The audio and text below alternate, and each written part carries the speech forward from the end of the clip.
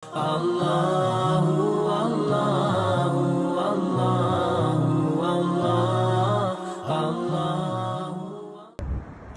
صل على محمد وعلى آل محمد كما صليت على إبراهيم وعلى آل إبراهيم إنك حميد مجيد وبارك على محمد وعلى آل محمد كما باركت على إبراهيم وعلى آل إبراهيم إنك حميد مجيد. Donc on fait ressortir encore deux paramètres dans la prophétologie prédictionnelle mais prévisionnelle, la connaissance historique et la connaissance généalogique. Donc, Genèse 21, verset 20 à 21, on dit Ismaël habitait dans le désert des parents. La Bible ne s'arrête pas là-bas. La Bible continue en disant il devient tireur d'arc. Les chrétiens doivent faire leur investigation, n'est-ce pas? Doivent pousser leur curiosité. Pourquoi la Bible complète tireur d'arc?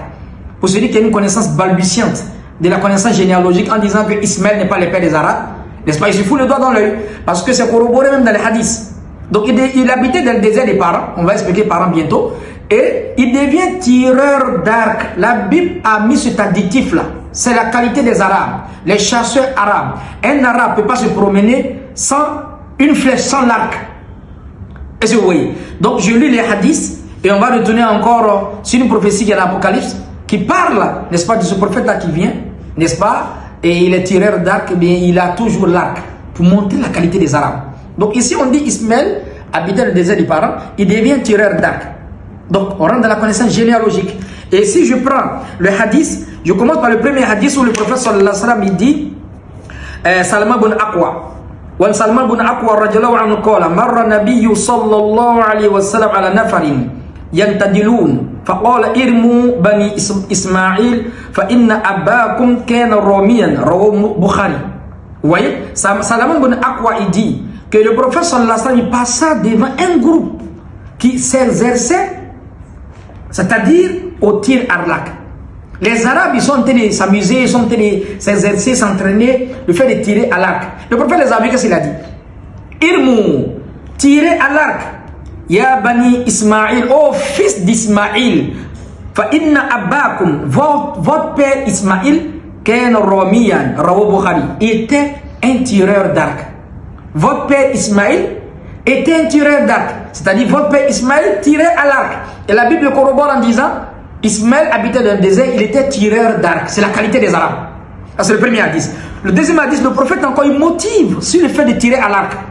C'était la force des Arabes qui chassaient. Même les Arabes mécréants comme croyants, quand ils se combattaient, ils avaient toujours l'arc.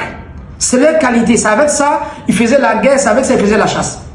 Le deuxième hadith, Amr ibn Abbas, il rapporte que le prophète sallallahu alayhi wa sallam a dit celui qui tire une flèche pour la cause de Dieu aura une récompense. C'est-à-dire, quand les compagnons combattaient pour la cause d'Allah, ils avaient toujours l'arc.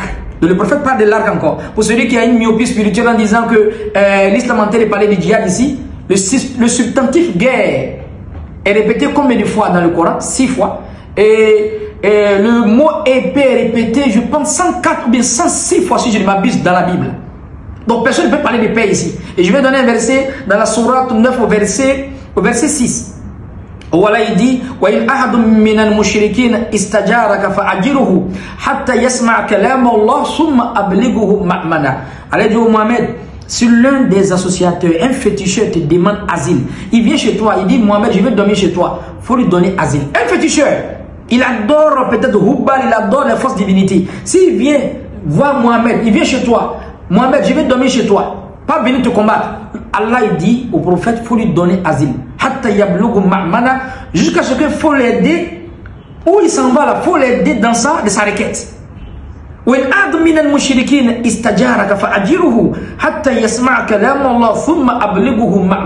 Si l'un des féticheurs, Djobatola, un féticheur, il vient vers toi Mohamed, et puis il demande que tu n'as qu'à lui donner asile. Allah il dit au prophète, dans le Coran, il faut lui donner asile. Donne-lui un endroit pour dormir. Les gens qui n'ont aucune connaissance du Coran, ils disent que le Coran est venu parler, est venu tuer les gens. Et je vais revenir sur le djihad dans la Bible et le djihad dans le Coran. Vous allez comprendre qu'il n'y a pas un livre qui prône la paix que le Coran. C'était une parenthèse fermée. Donc ici, le prophète est en train de parler ici du fait de tirer à l'arc, le fait d'utiliser ça pour combattre sur le chemin d'Allah. Mécréants comme croyants, même les mécréants combattaient les croyants en tirant à l'arc. C'est la qualité des Arabes.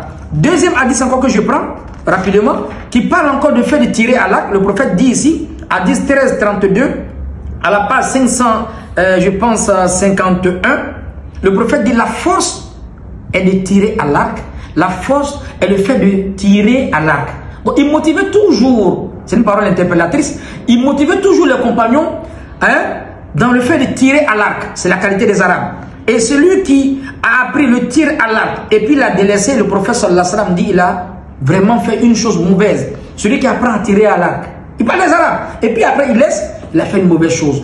Donc avec toutes les acrobaties grecques, les acrobaties hébraïques, ou bien avec les connaissances extra-bibliques, même avec le Talmud, personne ne pourra contrebalancer ça. On pourra peut-être refuser à cause du sentiment de gloriole, réfuter, mais on ne peut pas contrebalancer. C'est ça, au fait. Le manque de sincérité fait que quand tu présentes la vérité à quelqu'un qui a rendu son cœur comme un bol renversé, quand il voit que la personne est en train de dire la vérité, il refuse la vérité. Mais en fait, ce n'est pas la vérité qu'il refuse, il refuse de porter de la vérité. Juste à cause du sentiment de gloriole, à cause de l'orgueil. C'est ça qui est un peu le malheur. Donc on demande aux frères de convaincre les gens, de ne pas chercher à rendre les gens comme pour les vaincre. C'est un calembour que j'utilise. Avec l'indélicatesse, tu vas chercher à rendre les gens comme pour les vaincre. C'est-à-dire dire des paroles à toi et à travers pour manquer de respect aux gens. Mais si tu cherches à convaincre les gens, tu vas essayer d'utiliser avec la raison raisonnable les versets et puis tu vas essayer de braquer. C'est tellement simple. Donc, le fait de tirer à l'arc, c'est la qualité des Arabes.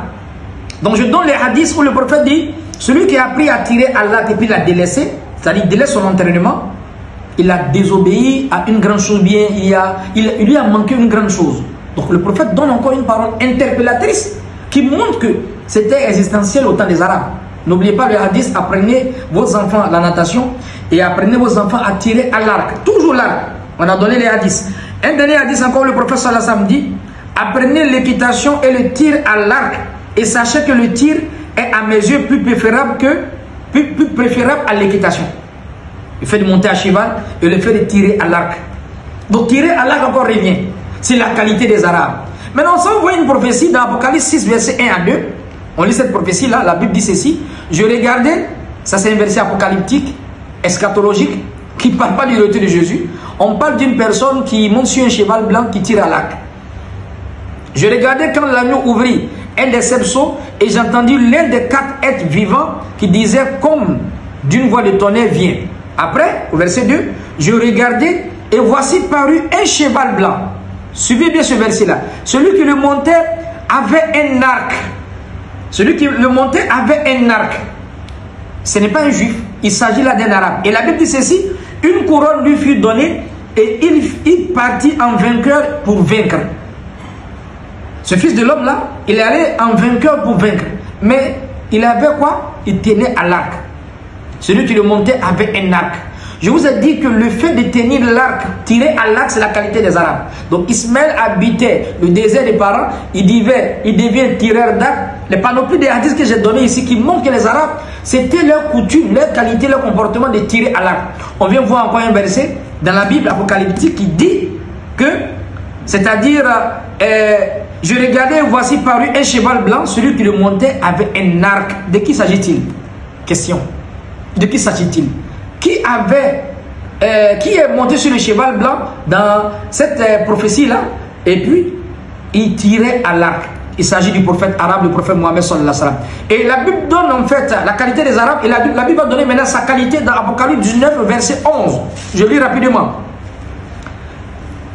Une autre vision encore. Puis j'ai vu le ciel ouvrir et voici paru un cheval blanc. Toujours un cheval blanc.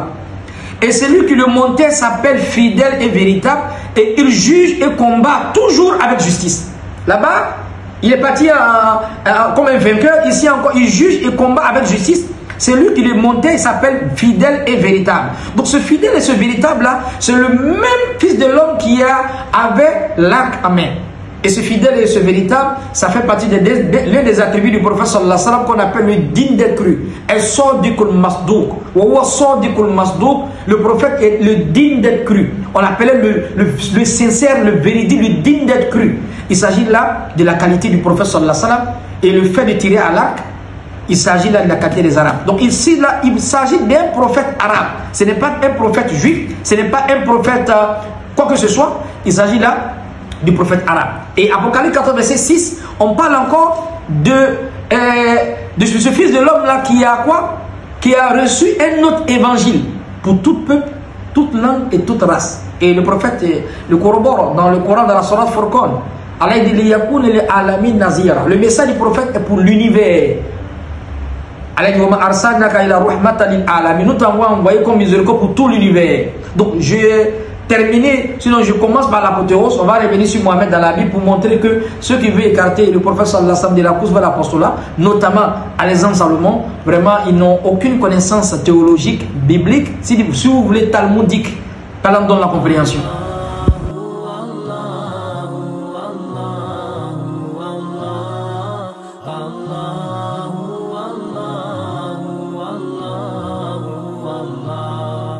As I look to nature's beauty, dazzle them